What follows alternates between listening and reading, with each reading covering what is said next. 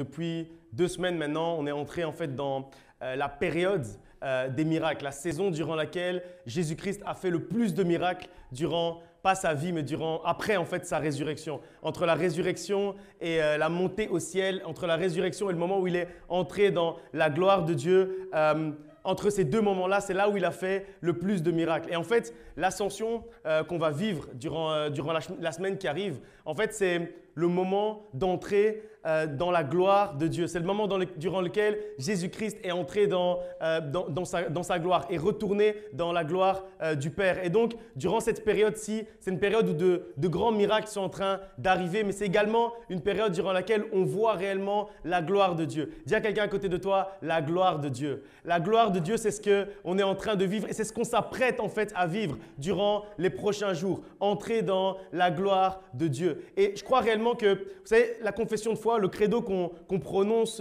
tous les dimanches avant la prédication, etc., ce n'est pas par hasard qu'on le prononce. Et les étapes qui sont données en fait dans ce credo, ce n'est pas non plus par hasard. Quand on nous dit que Jésus-Christ est né de la Vierge Marie, c'est un des moments les plus importants également dans l'année du chrétien, dans l'année du christianisme, Noël. Après ça, il est mort sur la croix, donc ça c'est la Pâque. Et puis après on dit qu'il est monté au ciel et il s'est assis à la droite de Dieu. Et ça également, c'est un des moments les plus importants dans l'année du chrétien. Dans l'année chrétienne, c'est un des moments les plus importants parce qu'on parle de Jésus-Christ qui entre dans la gloire de Dieu. Et de la même manière, durant cette période, on s'apprête à réellement voir la gloire de Dieu d'une manière dont on ne l'a jamais vu précédemment durant l'ascension. Et en fait, l'ascension, c'est réellement le moment où on se commémore la manière dont Jésus-Christ est entré dans la gloire de son Père et retourné dans la gloire de son Père. Et de la même manière, dans notre vie, il veut accomplir cette gloire durant cette période. Et donc,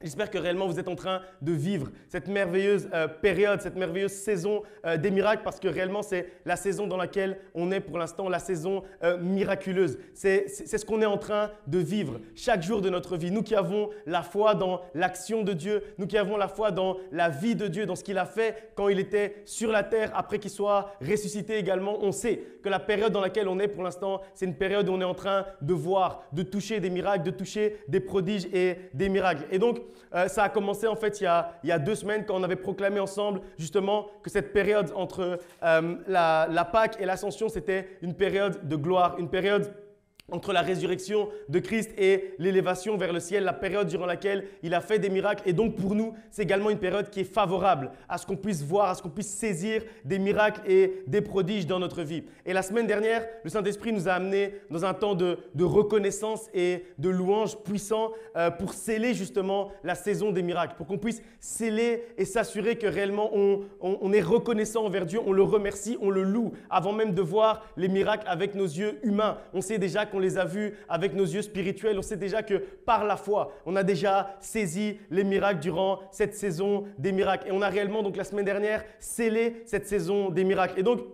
j'espère justement que vous avez commencé à vivre au quotidien ces prodiges et ces miracles parce que c'est la Bible qui nous dit qu'une multitude de miracles ont été accomplis durant cette période. Et donc chaque année, durant cette période, c'est également une saison qui est favorable aux miracles. Et je crois qu'une multitude de miracles sont en train d'arriver dans votre vie. Je crois qu'une multitude de miracles t'attend durant cette saison, durant cette période. C'est à toi juste de saisir, c'est à toi juste d'avoir la foi, c'est à toi juste de croire que réellement Dieu a prévu pour toi un grand miracle durant cette période. Et donc jusqu'à l'ascension, jeudi, vendredi, on va réellement vivre tous ces miracles pour arriver à l'apogée justement jeudi, vendredi avec l'entrée dans la gloire de notre Dieu. Que chaque jour réellement tu puisses vivre un nouveau miracle. Que le miracle pour toi c'est réellement quotidien jusqu'à cette ascension et jusqu'à entrer dans la gloire de Dieu. Et donc il y a 2 semaines, on avait parlé de 7 choses que Christ avait accomplies ou dont Christ avait parlé durant cette période avant son ascension vers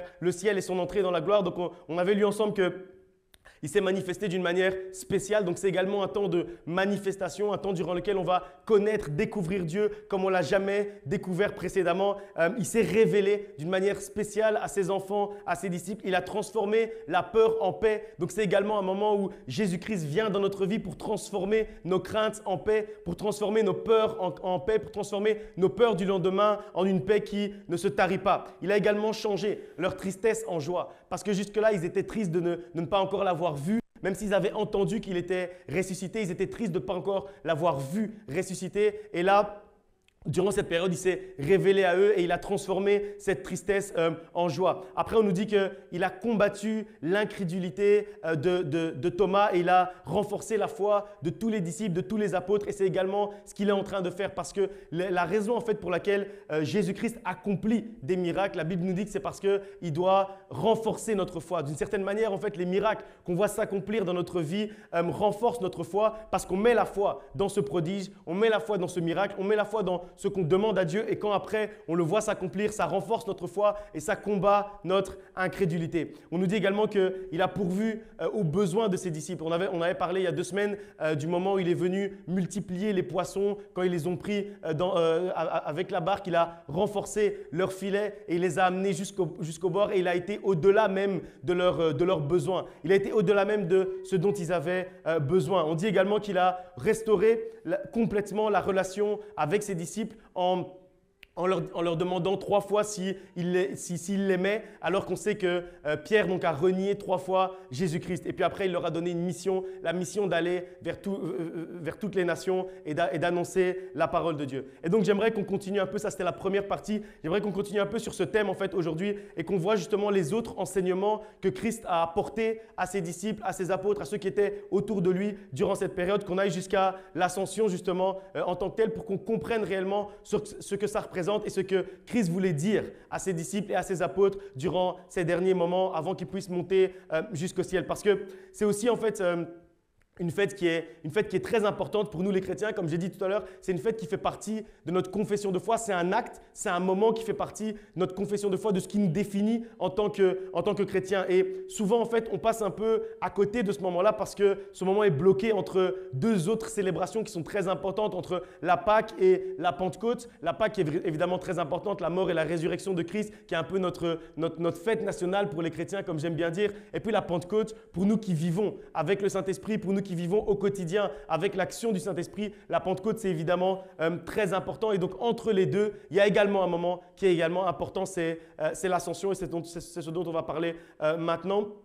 Concernant la Pentecôte, j'en profite juste pour dire qu'on aura notre convention nationale à la Pentecôte et que pour la première fois en 30 ans, la convention n'aura pas lieu à Bruxelles mais à Charleroi. Donc vraiment invitez vos amis autour de vous, que réellement ce soit un réel événement durant lequel on va pouvoir parler de Dieu, durant lequel on va pouvoir gagner des âmes pour notre Dieu, que des cœurs soient guéris, que des cœurs soient touchés réellement durant la Pentecôte et que le Saint-Esprit puisse se répandre sur nous comme des flammes de feu. C'est réellement ce qu'on va vivre durant la Pentecôte. Donc je vous invite vraiment à participer vous-même, mais également à inviter des gens autour de vous. Donc je disais que coincé entre la Pâque et la Pentecôte, il y a ce moment important de l'ascension. Entre la mort et la résurrection de Christ et le don du Saint-Esprit, il s'est passé quelque chose d'important. Il s'est passé plein d'autres choses également. Et la Bible nous dit qu'il y a eu tellement de prodiges et de miracles durant cette période-là qu'on ne peut pas raconter dans la Bible. Tout ça parce que sinon, avec toute la terre, l'espace ne serait pas assez grand pour contenir cette Bible-là. Si on devait raconter tout ce que Christ a fait entre la Pâque et l'ascension, entre le moment où il est ressuscité et le moment où il est monté au ciel, la Bible prend l'espace du monde entier. C'est ce que nous dit la parole de Dieu. Et donc, je crois que c'est réellement important de se concentrer un peu sur ce qui s'est passé justement entre ces 2 moments-là, entre la résurrection de Christ et le Saint-Esprit qui vient sur nous comme des flammes de feu. Parce que l'ascension, c'est quelque chose d'important. D'ailleurs, comme j'ai dit tout à l'heure, on en parle dans notre credo, on parle de la Pâque, on dit il est mort, il est descendu au séjour des morts, le 3e jour, il est ressuscité d'entre les morts. On parle de la Pentecôte, on dit je crois au Saint-Esprit, mais entre ces 2 phrases-là, on dit il est monté au ciel, il s'est assis à la droite de Dieu, le Père Tout-Puissant. Donc si on en parle dans notre confession de foi, si on en parle dans notre credo, si on liste ce moment-là comme un élément fondateur de notre foi et du christianisme, ça veut bien dire que c'est important de se rappeler de l'importance de l'ascension, l'importance du moment où Christ est monté au ciel. Et d'ailleurs, on a un très bon programme aussi pour l'ascension, tant que je suis en train de donner les annonces à l'avance. Jeudi, on aura donc le Bishop Ashley qui sera avec nous. Mercredi, le Bishop Ashley avec nous. Jeudi, on aura donc Rebecca qui sera avec nous. Et puis après, samedi et dimanche, on aura Axel Lévy avec nous. Vraiment, je vous invite à participer à ces 4 jours-là parce que ce sera 4 jours vraiment merveilleux pour se rappeler de la gloire de Dieu, pour entrer dans la gloire de Dieu. On a appelé cette semaine qui vient ici la semaine de gloire. C'est comme ça qu'on l'a intitulé, c'est comme ça qu'on l'a présenté la semaine dernière. Et réellement, je crois que c'est une semaine durant laquelle on va voir la gloire de Dieu d'une manière extraordinaire. On va fêter ensemble la montée de Christ vers le ciel et l'entrée dans la gloire. Alors, je vous invite réellement encore une fois à participer de mercredi jusqu'à dimanche parce que ça va être vraiment des moments merveilleux. On va lire un premier passage dans Marc chapitre 16, versets 15 à 20. Dans les passages qu'on va lire, on va comprendre que la montée de Christ vers le ciel, en fait, ce n'est pas du tout anodin. Et la manière dont il est monté au ciel, ce n'est pas non plus anodin. En fait, cette fête, elle se décline en plusieurs éléments. Et on va voir que, d'une certaine manière, en fait, cette fête, c'est la fête de la gloire de Dieu, comme je viens de le dire, mais également de la puissance et du pouvoir de Dieu qui est donné à ses enfants. Donc, Marc chapitre 16, verset 15, on va lire jusqu'au verset 20.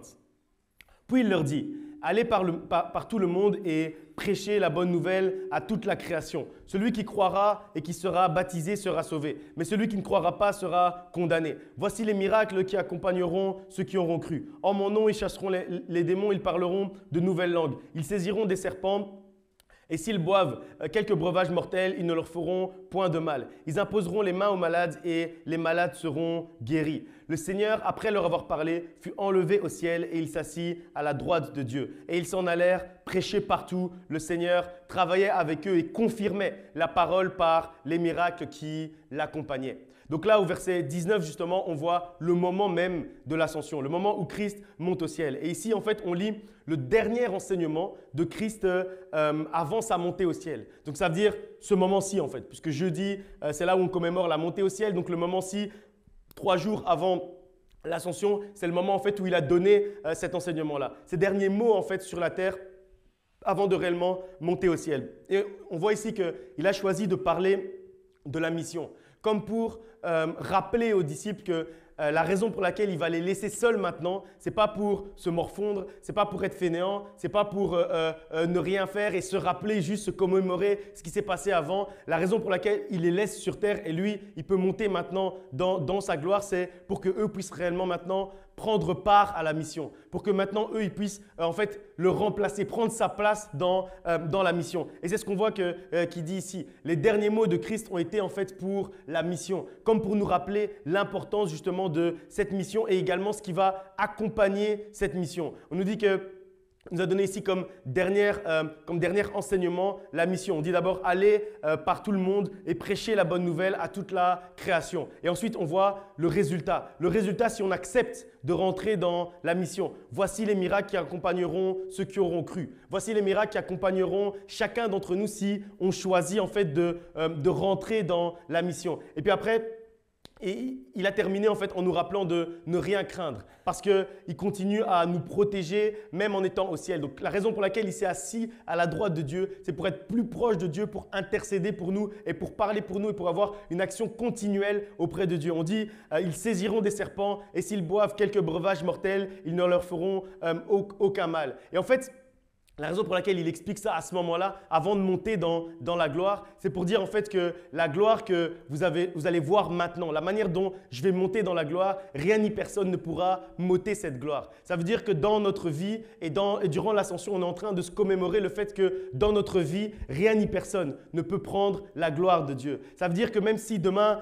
il y a un serpent qui arrive devant nous, il ne pourra pas en fait être plus fort que Dieu et arriver à nous détruire, puisque sinon ce serait prendre la gloire de Dieu, puisque ce serait d'une certaine manière avoir la victoire sur Dieu. Et après on parle d'un breuvage mortel, mais en fait ce qu'on veut dire ici c'est que toutes les difficultés de la vie, toutes les choses par lesquelles on passe, tous ceux qui nous veulent du mal, des situations ou des personnes ou des choses, peu importe, en fait elles ne peuvent jamais prendre la gloire de Dieu parce qu'elles ne peuvent jamais avoir le dessus sur nous. Parce que si elles avaient le dessus sur nous, alors elles prendraient d'une certaine manière la gloire de Dieu parce que c'est Jésus-Christ qui est à l'intérieur de nous et qui combat pour nous. Et donc quand il nous dit qu'aucun breuvage mortel ne pourra nous faire du mal, il nous dit en fait que ne t'inquiète pas, rien ni personne ne pourra prendre ma gloire dans ta vie. C'est toujours ma gloire qui va resplendir dans ta vie. Et donc, comme pour nous expliquer ici que le fait qu'il soit monté au ciel nous donne en fait le pouvoir sur toute chose. Comme si en fait ce qu'il nous a légué en montant au ciel, c'est la puissance et le pouvoir. Et ce pouvoir justement et cette puissance nous donne la protection. En montant au ciel, Christ a débloqué une nouvelle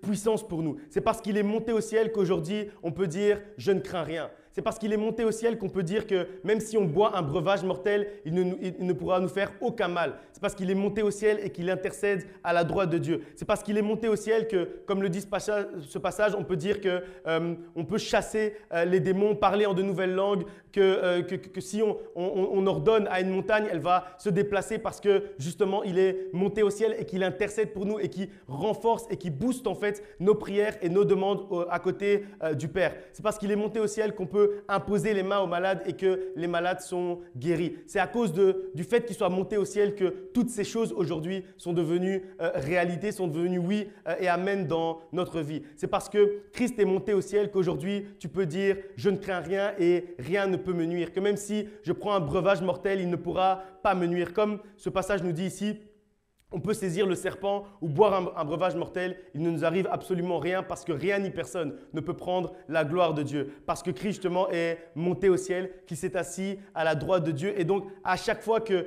quelque chose pourrait nous toucher ou nous faire du mal, il intercède pour nous auprès de Dieu pour que rien ne puisse nous arriver et que rien ni personne ne puisse prendre même une partie de sa gloire. Et donc,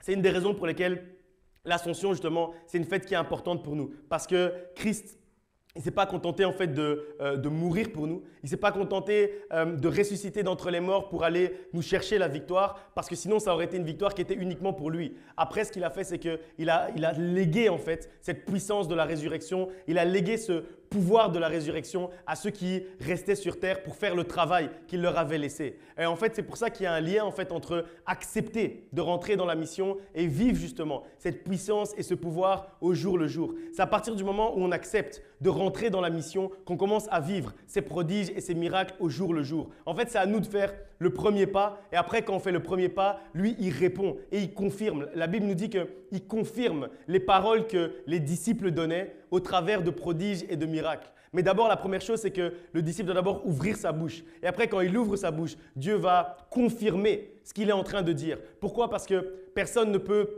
comme j'ai dit tout à l'heure, lui prendre sa gloire. Ça veut dire que si demain, tu commences à parler au nom de Jésus-Christ, tu commences à parler au nom de Dieu, il ne faut pas que quelqu'un puisse te tourner en ridicule si tu dis que cette personne va être guérie, tu lui imposes les mains, elle doit être guérie. Parce que Christ, en fait, doit confirmer ce que tu es en train de dire pour que personne ne puisse lui ôter sa gloire. Il doit confirmer ce que tu es en train de dire, ce que tu proclames avec foi. Et c'est ce que nous dit ce passage. À chaque fois que les disciples allaient vers un malade, vers quelqu'un qui était possédé, animé d'un mauvais esprit, etc.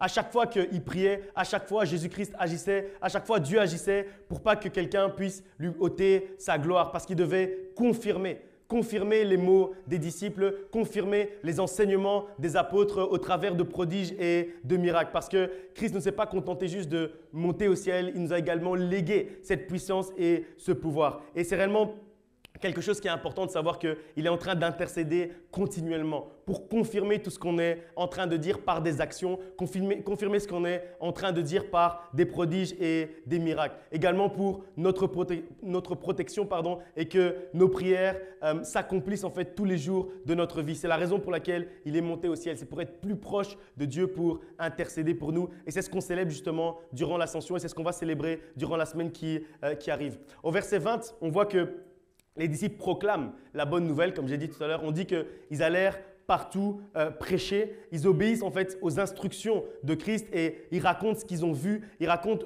en quoi ils ont cru, ils racontent la raison pour laquelle ils vivent de cette manière, ils vivent cette foi de cette manière. Ils ont vu Jésus souffrir, mourir pour eux, ils l'ont vu ressusciter, ils ont vu le tombeau vide et ensuite là ils entendent et ils voient la promesse de la puissance, de la protection, du pouvoir, de la montée au ciel, de la gloire de Dieu s'accomplir tous les jours de leur vie. Alors, évidemment, quand on prend conscience de toutes ces choses, en fait, toutes ces choses merveilleuses que Jésus-Christ accomplit au jour le jour, tout ce qu'on a envie justement, c'est de les voir s'accomplir dans notre vie. Et pour les voir s'accomplir dans notre vie, il faut qu'on commence à entrer dans la mission. Et en fait, l'Ascension, c'est également d'une certaine manière… Comme le 1er mai, c'est la fête du travail pour ceux qui travaillent, les employés, les ouvriers, etc. L'Ascension, c'est également la fête de ceux qui travaillent dans le ministère. C'est également la fête de ceux qui ont choisi, qui ont accepté d'entrer dans la mission. Parce que c'est ce qu'on se commémore également durant cette cette fête, c'est l'entrée dans la mission et l'acceptation en fait de la mission de Dieu pour notre vie. Et donc, si tu n'étais pas encore entré dans la mission de Dieu pour ta vie, dans la destinée que Dieu a prévue pour toi, si tu ne marches pas encore sur le chemin que Dieu a prévu pour toi, c'est le moment, durant l'ascension, de réellement entrer dans la mission. Parce que c'est là où on commémore justement ceux qui travaillent pour Dieu. Et si tu travailles pour Dieu, sache que c'est ta fête durant l'ascension. C'est également toi qu'on va fêter parce qu'on fête tous ceux qui ont choisi de faire le pas de la foi et de marcher dans la mission et dans la destinée que Dieu a prévue pour eux. Et donc, quand on prend conscience de tout ça, réellement, la seule chose qu'on a envie, la seule chose qui bouillonne à l'intérieur de nous, c'est de réellement pouvoir commencer à entrer justement dans cette mission pour vivre continuellement les prodiges et les miracles qui nous viennent de Dieu. C'est-à-dire quand on prend conscience d'abord l'importance de la Pâque, la mort et la résurrection de Christ, quand on prend conscience de la puissance de l'ascension, donc Christ qui monte au ciel, qui s'assied à la droite de Dieu et qui intercède tous les jours de notre vie pour nous, pour qu'on puisse être protégés, pour qu'on puisse vivre cette puissance, pour qu'on puisse vivre tous ces miracles. À ce moment-là, on comprend l'importance également d'entrer dans la mission parce que Jésus-Christ travaille continuellement pour ceux qui travaillent continuellement pour lui. En fait, il intercède continuellement pour ceux qui intercèdent continuellement pour ceux qui sont autour d'eux. Et en fait, quand nous, on se concentre à intercéder pour le monde, à intercéder pour ceux qui souffrent, à intercéder pour ceux qui sont autour de nous, il faut se dire en fait qu'en parallèle de ça, Jésus-Christ est en train d'intercéder pour nous à côté du Père. Au plus proche de Dieu, il est en train d'intercéder pour nous de la même manière dont nous, on est en train de prier pour ceux qui sont autour de nous. Et c'est ça en fait qui est merveilleux, c'est la réciprocité qu'on établit avec Jésus-Christ. Donc on prend son fardeau pour la terre, donc nous on travaille pour la terre et lui il travaille pour nous. Et puis j'aime bien également la fin du verset 20, quand on prend conscience de tout ça et qu'on choisit de faire avancer le royaume de Dieu, alors Christ confirme sa parole par des signes, des prodiges et des miracles. Mais pas seulement qui arrivent. J'aime bien le fait qu'on dise que les signes, les prodiges et les miracles nous accompagnent. Ça veut dire que les signes, les prodiges et les miracles marchent à nos côtés. Et ils sont en train juste d'être déposés à gauche, à droite. Au moment où on est en train de marcher, les signes, les prodiges et les miracles sont en train d'être déposés autour de nous. Ça veut dire que tu es en train de marcher, quelqu'un passe à côté de toi, sans même que tu lui parles, sans même que tu pries, il est guéri. Tu es en train de marcher, quelqu'un passe à côté de toi, sans même que tu lui parles, sans même que tu pries pour lui, directement il reçoit Jésus-Christ dans sa vie et le soir il commence à prier. C'est ça en fait, c'est à ça qu'on doit arriver. Quand on dit que les signes, les prodiges et les miracles nous accompagnent, ça va au-delà en fait de dire que Jésus-Christ accomplit ou Dieu accomplit des signes, des prodiges et des miracles quand on prie. Ça va au-delà, ça nous accompagne, ça marche avec nous. Non seulement pour notre vie, ça veut dire chaque fois que potentiellement il pourrait nous arriver quelque chose, Dieu agit déjà à l'avance parce que les prodiges, les signes et les miracles nous accompagnent, mais également pour la vie de ceux qui nous côtoient et qui sont autour de nous. Les signes, les prodiges et les miracles nous accompagnent et ils arrivent de manière normale, naturelle. On est juste en train de marcher comme ça, il y a des miracles qui arrivent autour de nous. Et en fait, nous, on doit être de ceux qui sont en train d'amener les miracles autour de nous sans même faire un effort. Parce qu'en fait, l'effort, c'est Jésus-Christ qui est en train de le faire au ciel. Quand il est assis à la droite de Dieu, il est en train de dire « Regarde, mon enfant est passé à cet endroit, dans cette rue-là. Dans cette rue aujourd'hui, il faut un miracle. Aujourd'hui, mon enfant a croisé telle personne. Ce soir, telle personne doit être sauvée. Ce soir, telle personne doit être guérie. » Et c'est ça en fait quand on dit que les signes, les prodiges et les miracles nous accompagnent. Et donc, ma prière pour toi aujourd'hui, c'est que les signes, les prodiges et les miracles puissent t'accompagner. Que chaque fois que tu marches, que chaque fois que tu dors, que quand tu, je sais pas, quand tu es en voiture, quand tu es au travail, que les signes, les prodiges et les miracles t'environnent. Qu'ils soient avec toi à tout moment et qu'ils s'accomplissent sans même que tu aies à accomplir le moindre effort. Parce que l'effort, c'est Jésus-Christ qui l'a fait en montant au ciel et en s'asseyant à la droite de Dieu. Et donc, Jésus-Christ est en train d'intercéder pour toi, pour qu'il puisse confirmer. Parce qu'en fait, ce n'est pas avantageux pour Jésus-Christ si quand tu es au travail, tu es en train de parler du fait que toi, tu as la foi, tu suis Jésus-Christ, tu es un enfant de Dieu, etc. Et qu'en fait, il t'arrive que des problèmes. Ce n'est pas avantageux pour Dieu. Et c'est la raison pour laquelle en fait, il dit ici qu'il confirme les paroles par des signes, des prodiges et des miracles qui accompagnent. Parce qu'en fait, au moment où tu es en train de donner ton témoignage comme ça, où tu es en train de dire simplement « Ah, dimanche, moi je vais aller à l'église, donc je ne peux pas aller à tel événement », ce genre de choses. En fait, il faut que derrière, Jésus-Christ confirme ce que tu viens de dire. Et donc, il faut que tu puisses briller et entrer dans la gloire de Dieu. Et c'est pour ça qu'en fait, on dit que la confirmation par les signes, les prodiges et les miracles, c'est en fait ce qu'on commémore à l'ascension. Parce que quand Jésus-Christ entre dans sa gloire, il nous fait également nous entrer dans sa gloire parce que nous sommes en Christ et Christ en nous. Et donc au moment où lui, il monte dans la gloire, nous également, on rentre dans une gloire qui est éternelle et dans une gloire qui nous poursuit. Peu importe où on va, même si on ne veut pas qu'elle soit avec nous, elle est quand même là. Parce que des signes, des prodiges et des miracles sont en train de s'accomplir pour confirmer ce qu'on est en train, nous, de dire avec notre bouche. Et donc, il s'agit d'une action qui est continuelle, permanente, perpétuelle dans notre vie. Une action qui est d'abord invisible, mais qui après devient visible parce qu'on la voit au quotidien, parce que Jésus-Christ est en train de confirmer ce qu'on dit, comme nous dit ce passage. L'ascension, c'est également la célébration, comme j'ai dit tout à l'heure, de la mission, de l'évangélisation, de la propagation de la parole de Dieu, de la même manière dont il nous a laissé cette mission sur la terre. C'est également la fête, comme j'ai dit tout à l'heure, de tous ceux qui travaillent pour l'avancement du royaume de Dieu. C'est la fête de tous ceux qui servent Dieu dans un ministère. Donc si tu es actif dans un ministère, sache que l'ascension, c'est également ta fête. Et si tu n'es pas encore actif, c'est le moment d'entrer en action pour le ministère. On va lire encore un passage dans Matthieu chapitre 28, versets 16 à 20. Matthieu 28, 16 à 20. Les 11 disciples allèrent en Galilée, sur la montagne que Jésus leur avait désignée. Quand ils les virent, ils se prosternèrent devant lui. Mais quelques-uns eurent des doutes. Jésus s'étant approché, leur parla ainsi. « Tout pouvoir m'a été donné dans le ciel et sur la terre. Allez, faites de toutes les nations des disciples, les baptisant au nom du Père, du Fils et du Saint-Esprit. Et enseignez-leur à observer tout ce que je vous ai écrit. Et voici, je suis avec vous tous les jours jusqu'à la fin du monde. » En fait, ici, c'est juste une autre explication du même passage qu'on va dire, du même moment qu'on vient de lire juste avec un autre angle, puisque c'est un autre apôtre qui en parle. Et ce passage, en fait, il nous parle donc une nouvelle fois du moment de l'ascension, puisque juste après, on dit que Jésus-Christ est monté au ciel. Le moment où Christ est monté au ciel pour s'asseoir à la droite de Dieu. Et ce qu'on voit ici, c'est que avant de monter au ciel, les disciples d'abord, et c'est l'angle que j'aime bien dans ce passage, dans la manière dont Matthieu le raconte. Lui, il le raconte en fait sous l'angle des disciples. Juste avant, on le racontait sous l'angle de Jésus-Christ, donc ce que Jésus-Christ avait dit, ce qu'il avait laissé aux apôtres. Mais ici, on regarde sous l'angle en fait des disciples. Et donc aussi, ici, on dit que les disciples étaient assemblés et qu'ils étaient sur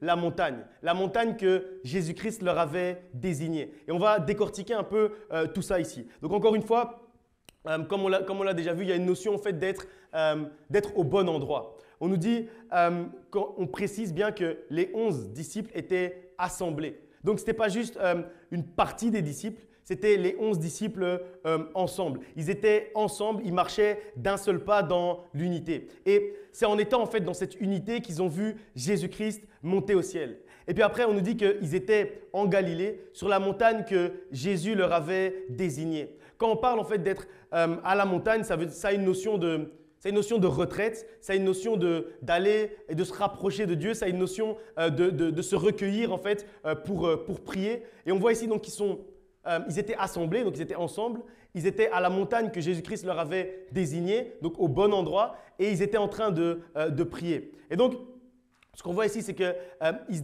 n'étaient pas sur n'importe quelle montagne. J'aime bien quand on précise qu'ils n'étaient pas non plus dans n'importe quelle région. Donc, on va préciser la région dans laquelle ils étaient. On dit qu'ils étaient en Galilée, sur la montagne que Christ leur avait désignée. Et c'est à ce moment-là, justement, quand tous ces éléments-là étaient réunis, qu'ils ont pu voir la gloire de Dieu dans leur vie et la gloire de Dieu ensemble. Et c'est à ce moment-là que Jésus-Christ également leur a donné le dernier enseignement et qu'ils l'ont vu monter au ciel. Donc ça nous apprend en fait, par ce passage, ça nous apprend que si on veut justement vivre cette puissance, ce pouvoir et cette gloire en fait qu'on commémore à l'ascension, il y a en fait différentes choses et cette action continuelle également, tous ces miracles qui nous accompagnent, etc.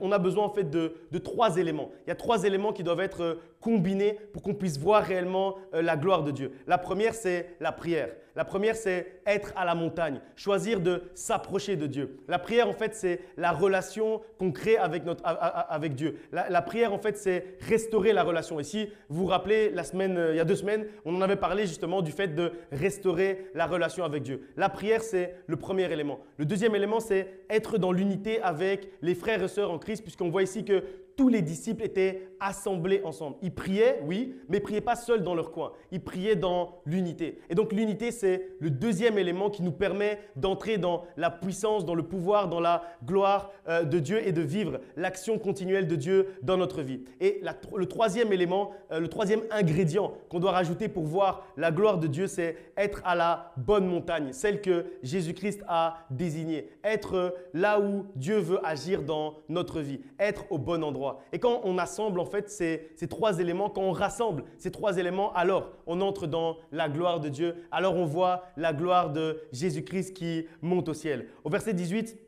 Jésus-Christ nous rappelle aussi quelque chose d'important. Il dit que tout pouvoir lui a été donné dans le ciel et sur la terre. Ça veut dire que ce dont il est en train de parler, ce n'est pas seulement des choses invisibles, c'est également des choses qu'on va voir de nos yeux. Les prodiges, les miracles, ce n'est pas seulement quelque chose d'invisible, c'est quelque chose, à un moment donné, on doit le voir avec nos yeux. Mais pour ça, il faut les trois ingrédients dont nous parle ce passage. La prière, c'est-à-dire la relation avec Dieu. Il nous faut également l'unité avec les frères et sœurs en Christ et il faut être au bon endroit, sur la montagne que Jésus-Christ a désignée. Et c'est important, et dans la Bible, comme je dis toujours, tous les mots sont importants. On ne nous dit pas juste que les disciples étaient assemblés à 11 sur une montagne. On nous précise l'endroit exact de cette montagne-là et on nous dit que c'est Jésus-Christ qui avait désigné cet endroit-là. Et je crois que c'est vraiment important de se dire que c'est la montagne que Jésus-Christ avait désignée. Ils auraient pu être ensemble, en train de prier sur une autre montagne. Ils n'auraient pas vu Jésus-Christ entrer dans la gloire. Parce que c'était les trois éléments qui étaient importants. Il fallait être au bon endroit également. Et donc, c'est important d'écouter les instructions qui nous viennent de Dieu. Et c'est là, en fait, où on voit la réciprocité et le fait que la communication avec Dieu, c'est quelque chose de bilatéral. En fait, on ne doit pas se contenter de monter sur n'importe quelle montagne pour aller prier. Parce que là, en fait, c'est comme si on se dit que c'est unilatéral. Quand on prie, c'est nous qui devons tout le temps parler. Mais quand on va sur la montagne que Jésus-Christ nous a désignée, ça veut dire qu'on écoute sa voix, on écoute ses instructions et on les met en pratique. Alors à ce moment-là, on entre réellement dans la gloire de Dieu et à ce moment-là, les signes, les prodiges et les miracles nous accompagnent tous les jours de notre vie. Il dit donc que tout pouvoir lui a été donné dans le ciel et sur la terre. Comme si, avant de monter au ciel, il veut faire savoir aux disciples que lui, en fait, il va monter au ciel et que donc lui, le pouvoir qui est au ciel là-bas, c'est lui, mais le pouvoir qui reste sur la terre, en fait, c'est pour eux. Le pouvoir, en fait, que Jésus-Christ nous laisse sur la terre, c'est pour chacun d'entre nous. Et c'est là, en fait, c'est pour ça qu'il dit que tout pouvoir lui a été donné dans le ciel et sur la terre. Mais lui, il n'est plus sur la terre.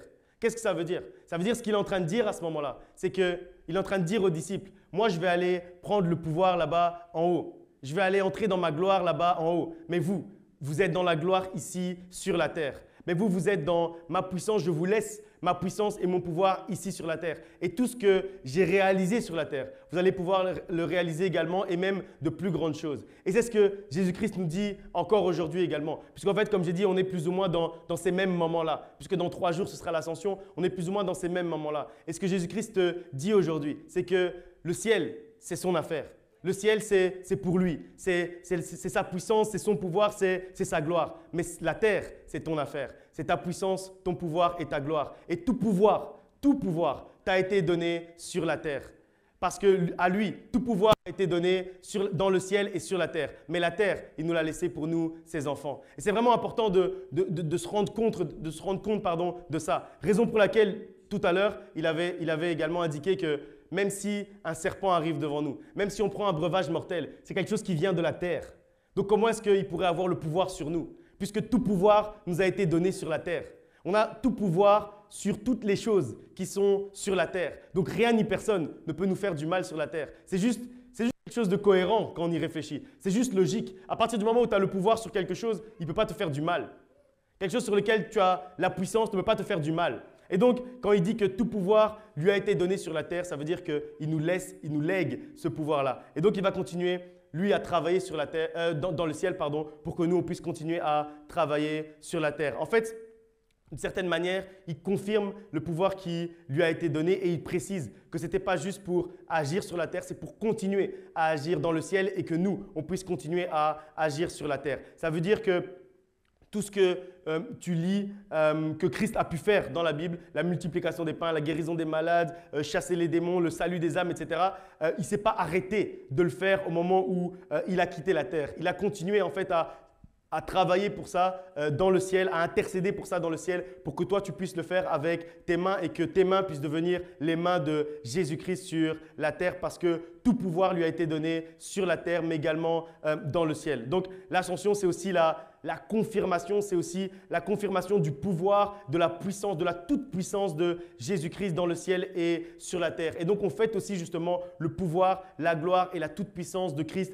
dans notre vie, le pouvoir qu'il a d'agir puissamment et continuellement dans notre vie et dans la vie de tous ceux qui sont autour de nous par notre intermédiaire. On va lire encore un passage dans Actes chapitre 1, versets 1 à 14. Acte 1, 1 à 14.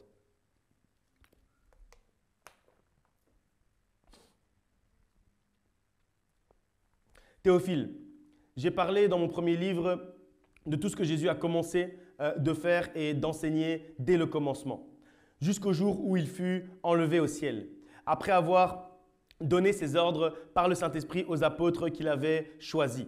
Après qu'il eut souffert, il leur apparut vivant. Il leur donna plusieurs preuves, se montrant à eux pendant 40 jours et parlant des choses qui concernent le royaume de Dieu.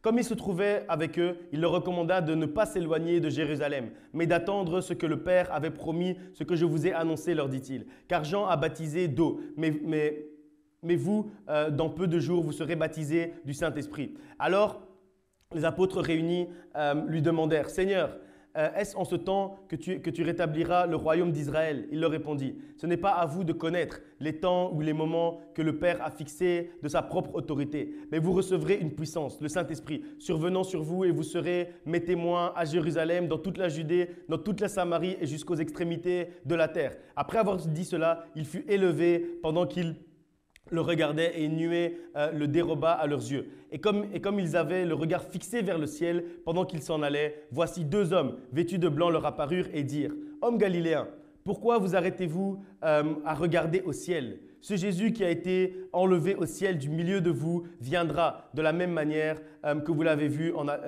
s'en aller au ciel. » Alors ils retournèrent à Jérusalem de la montagne appelée des Oliviers, qui est près de Jérusalem, à la distance d'un chemin de sabbat. Quand ils furent arrivés, ils montèrent dans la chambre haute où ils se tenaient d'ordinaire. C'était Pierre, Jean, Jacques, André, Philippe, Thomas, Barthélemy, Matthieu, Jacques, fils d'Alphée, Simon le Zélote et Jude, fils de Jacques. Tous d'un commun accord persévéraient dans la prière avec les femmes et Marie, mère de Jésus, et avec les frères de Jésus. D'abord, au verset 14, on nous rappelle en fait les trois ingrédients dont on parlait tout à l'heure. La prière, le fait qu'ils étaient assemblés, qu'ils étaient ensemble dans l'unité, et le fait qu'ils étaient là où Jésus-Christ leur avait demandé d'aller pour attendre le Saint-Esprit qui allait arriver. Mais il y a plusieurs choses importantes en fait dans ce passage. D'abord, on nous rappelle que tout ce qu'on vient de vivre en fait depuis la Pâque, on nous rappelle la puissance du sacrifice de Jésus-Christ, la puissance de sa mort. On nous rappelle également sa résurrection au verset 3 quand on nous dit qu'il est bien vivant. Ensuite, on nous rappelle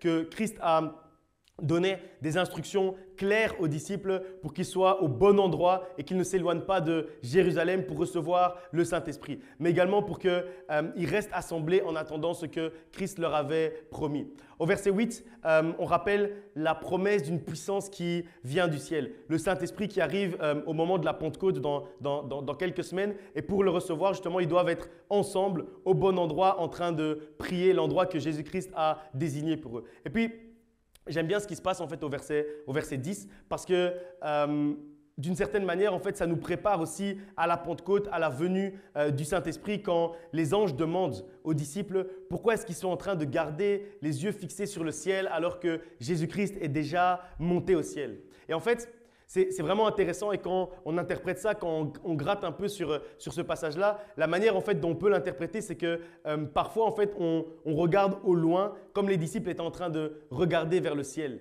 Et les deux personnes qui sont venues leur parler, en fait, c'était des envoyés de Dieu, c'était des anges qui venaient de la part de Dieu, qui étaient là en fait pour leur montrer que Christ n'est pas loin. Ça ne sert à rien de regarder au loin au ciel alors que Christ est juste à nos côtés, que Christ est juste à côté de nous. Et c'est pour ça qu'on dit que les miracles, les prodiges sont en train de nous accompagner au jour le jour. Parce qu'en fait, Christ est à nos côtés. Il est pas, quand on dit qu'il est monté au ciel, c'est une image. Mais en fait, il est monté au ciel pour être encore plus proche de nous. C'est spécial, c'est paradoxal, mais c'est comme ça. La parole de Dieu, il faut accepter de laisser de côté notre intelligence et se dire qu'il s'est éloigné pour se rapprocher. Mais c'est comme ça, il faut juste l'accepter. Et donc, Ici, on dit que ils étaient en train de regarder vers le ciel. Ça veut dire qu'ils avaient les yeux fixés sur le symbole, alors que Jésus-Christ était réel à leur côté. Il était réel à côté d'eux, en train de vouloir accomplir des miracles. S'ils avaient directement ils avaient directement commencé à marcher, les miracles allaient directement aussi s'accomplir parce que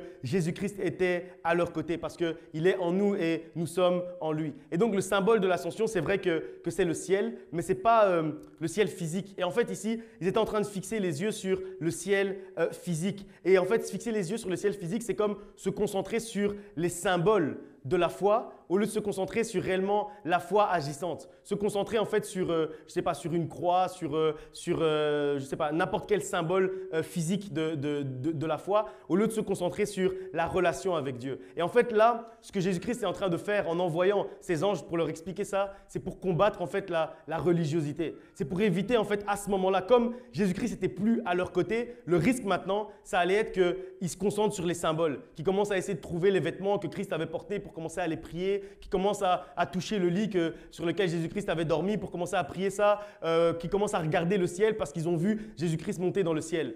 Et en fait, là, les envoyés, ils viennent et ils disent non, vous ne devez pas entrer. Là, maintenant, c'est le risque. Là, maintenant, c'est le combat qui va commencer entre la relation avec Dieu et la religiosité. Et sachez que l'important, ce n'est pas les symboles. L'important, ce n'est pas le ciel physique. L'important, c'est la relation que vous allez construire avec Dieu parce que Jésus-Christ est juste là à vos côtés. Et c'est la raison pour laquelle, juste après être monté au ciel, et c'est très important de voir l'enseignement que les apôtres et les disciples ont reçu juste après que Jésus-Christ soit monté au ciel. Parce que jusque-là, on était en train de parler de l'enseignement qu'ils ont reçu juste avant qu'ils montent au ciel. Et maintenant, on voit l'enseignement du juste après. Et l'enseignement du juste après, c'est le combat contre la religiosité, le combat contre les symboles. Et c'est ce qu'on doit faire également, nous, tous les jours de notre vie. On ne doit pas entrer dans des rites. On ne doit pas entrer dans des symboles, prier des symboles, mettre la foi en fait dans un symbole. En fait, on doit mettre la foi uniquement dans l'action réelle de Jésus-Christ dans notre vie. Parce que celui qui est monté au ciel, comme nous dit ce passage,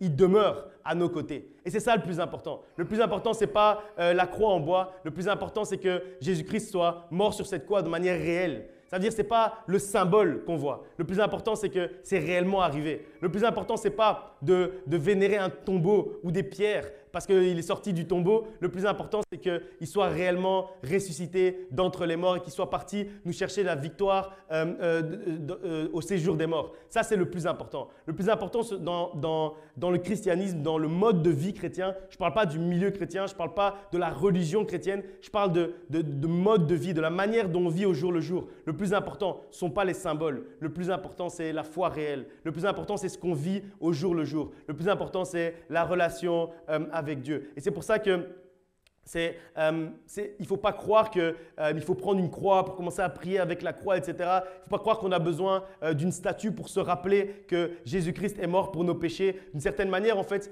ça c'est regarder Christ au loin. Comme les anges sont venus dire à ce moment-là aux apôtres. Ils étaient en train de regarder Christ au loin alors que Jésus-Christ était proche d'eux. Et le combat contre la religiosité, c'est également ce qu'on célèbre le lendemain ou les secondes après l'ascension. Et donc, on se rappelle qu'en fait, on ne doit pas regarder Jésus-Christ au loin parce que Jésus-Christ est proche de nous et à nos côtés. Et donc, si tu veux être proche de ton Dieu et expérimenter son action continuelle, si tu veux que réellement les miracles t'accompagnent tous les jours de ta vie, tu ne dois pas regarder au loin dans le ciel alors que Jésus-Christ est juste à tes côtés. Donc, il faut regarder à côté de toi. C'est là où Jésus-Christ se trouve réellement, à l'intérieur de toi, dans ton cœur. C'est là où Jésus-Christ se trouve réellement parce que c'est là où il se trouve au moment où il est monté au ciel. C'est là en fait où il a apparu directement en un instant. À côté de toi, dans ton cœur, au quotidien, il t'accompagne et il marche avec toi tous les jours de ta vie. Et c'est ce que les anges en fait voulaient enseigner aux disciples quand ils leur ont demandé « Mais pourquoi est-ce que vous gardez les yeux fixés sur le ciel ?»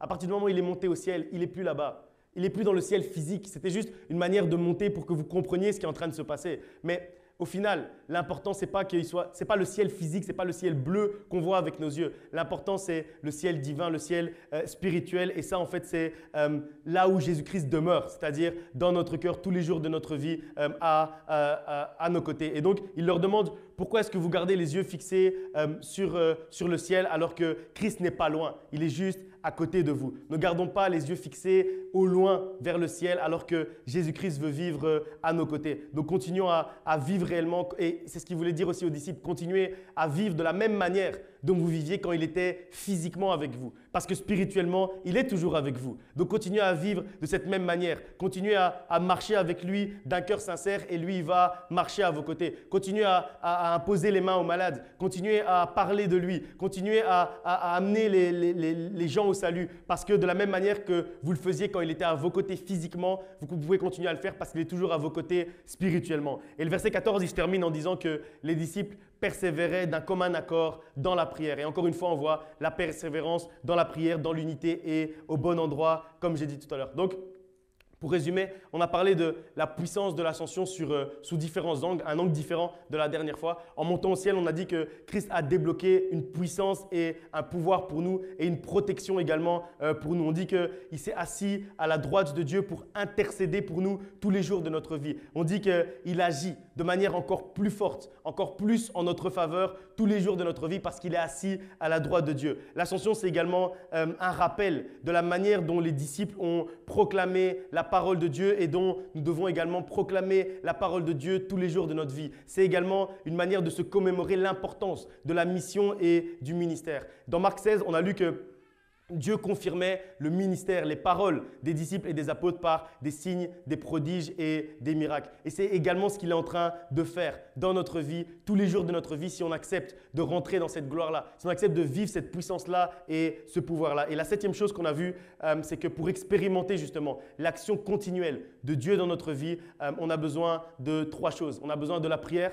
On a besoin c'est-à-dire la relation avec Dieu. On a besoin de l'unité, être ensemble avec nos frères et sœurs et être également sur la montagne que Dieu a désignée, c'est-à-dire sur la montagne que lui a choisie, c'est-à-dire au bon endroit, là où il veut qu'on soit exactement. Également, on a terminé en parlant du fait que c'était le combat contre la religiosité. Donc, on n'est pas là pour être religieux, mais on doit vivre le christianisme comme un réel mode de vie. Et c'est de ce dont on se rappelle également à l'ascension. Et durant ces quelques jours qui nous préparent à l'ascension, réellement, je suis convaincu que Dieu veut nous surprendre, que Dieu veut te surprendre durant cette période et aller au-delà même de tes prières. Il veut faire en fait des prodiges, des miracles, il veut envoyer des signes en fait que tu n'imagines même pas dans ta vie. Et il veut en fait que les miracles aillent au-delà de nos espérances. Et cette semaine, en fait, ça n'a rien à voir avec l'ascension, mais cette semaine, je relisais l'histoire d'Abraham et je me suis rendu compte de quelque chose, c'est que Abraham et Sarah, en fait, ils n'ont jamais demandé d'être les pères d'une multitude, les pères et mères d'une multitude. Abraham et Sarah, en fait, ils ont juste demandé un enfant.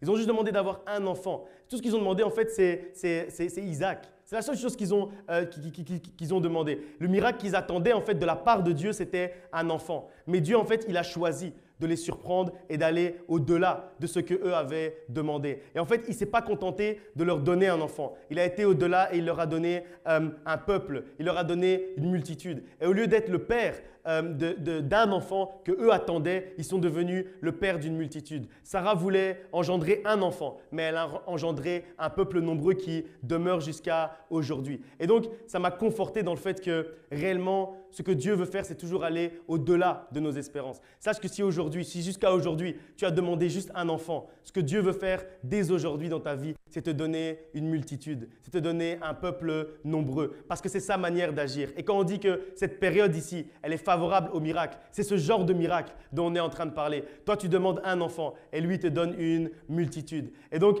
sois réellement prêt à la surprise de Dieu durant les 3 jours qui vont venir ici. Parce qu'avant l'ascension, Dieu va te surprendre. Dieu va t'étonner par son action, par ce miracle que tu es en train de demander. Il va faire bien au-delà de ce que tu es en train de demander. Tu es en train de demander un enfant, mais durant ces 3 jours ici, Dieu va t'amener une multitude et un peuple nombreux. On va se lever, on va prier ensemble pour tout ça. On va prier pour que les miracles réellement soient notre partage, soient notre quotidien, pour qu'on puisse voir des signes, des prodiges et des miracles. Sois convaincu réellement que ces 3 jours-là, ce sera réellement des signes, des prodiges et des miracles qui vont t'accompagner à chaque moment. Qu'à chaque heure, durant les 72 heures qui vont suivre ici, les 3 jours qui vont suivre ici, qu'à chaque heure, tu puisses découvrir un miracle. Proclame 72 miracles entre maintenant et jeudi. Commence à proclamer des ces miracles-là et que ça aille au-delà même de tes espérances. Proclame que Jésus-Christ va te surprendre durant ce moment-là. On va prier pour la puissance, on va prier pour la protection. On va remercier Dieu de nous avoir légué cette puissance et ce pouvoir et cette protection et que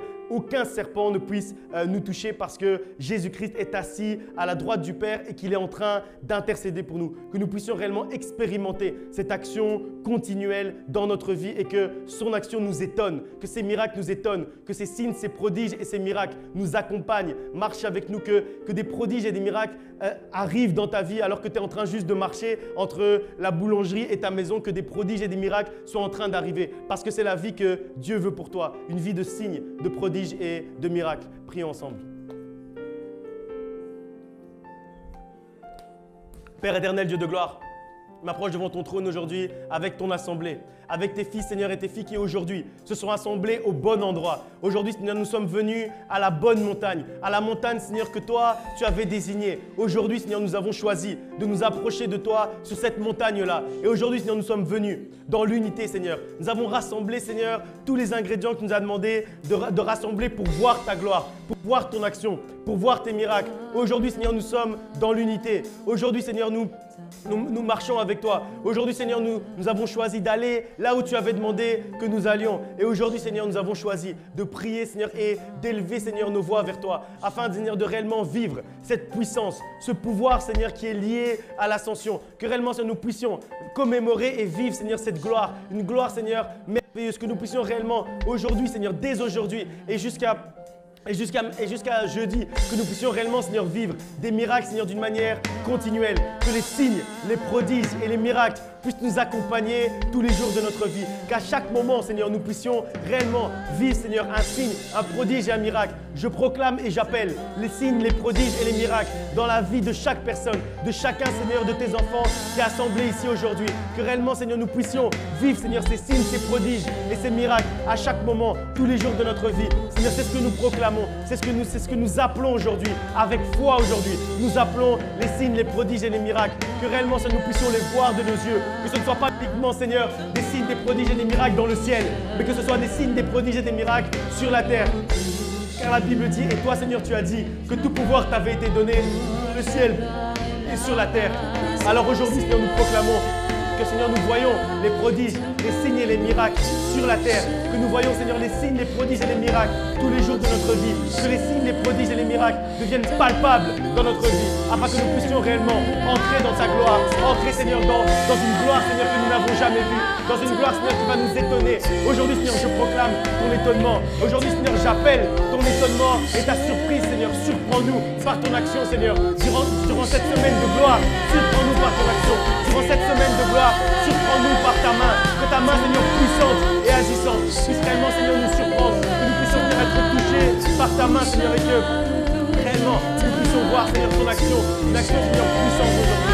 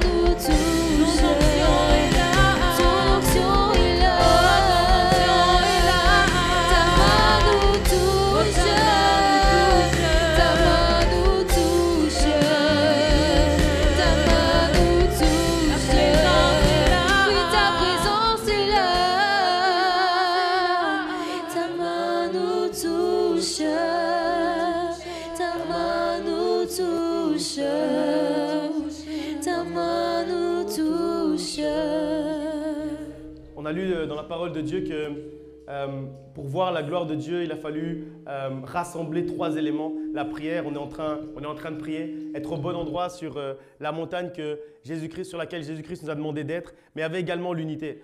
Alors j'aimerais qu'on fasse quelque chose, qu'on fasse un acte de foi, qu'on se tienne la main, tenez-vous la main avec ceux qui sont autour de vous pour réellement faire un acte d'unité, pour réellement prier. Et ne priez pas, maintenant on va prier, mais ne priez pas pour vous, priez pour quelqu'un.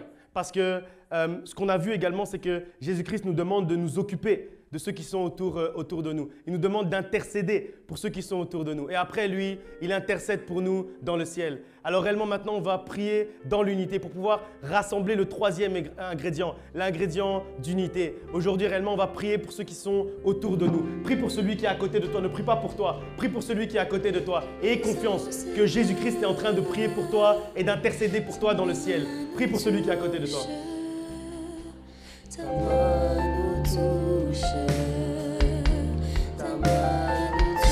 Père éternel, Dieu de gloire, alors Seigneur que nous avons choisi, Seigneur, d'aujourd'hui, Seigneur, de prier dans l'unité.